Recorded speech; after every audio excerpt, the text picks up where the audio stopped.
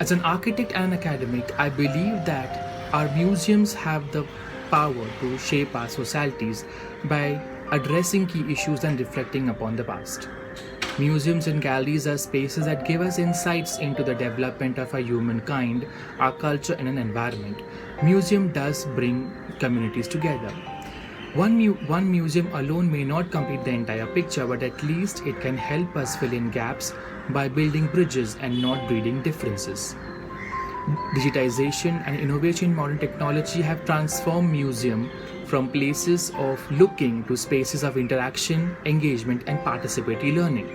It has been my personal experience while teaching architecture students that museums does give us a tactility to what we learn out of our books.